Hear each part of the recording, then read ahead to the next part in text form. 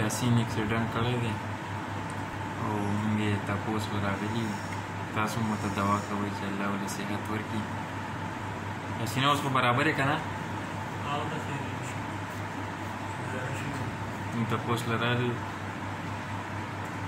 ملک او د منظره صاحب ډېره سخته مقابله بالکل 50-50 ملکه تاسو ګیمه ګټلې ما تینو ها دوا منظره صاحب تاسو ګټو اچھا گزار کوو که نه دا زماری خو نه دی چې خو دا وایم زه به احساسه کې هم لکو زه بس سفیره یم ولې تاسو بس مړه مقالې که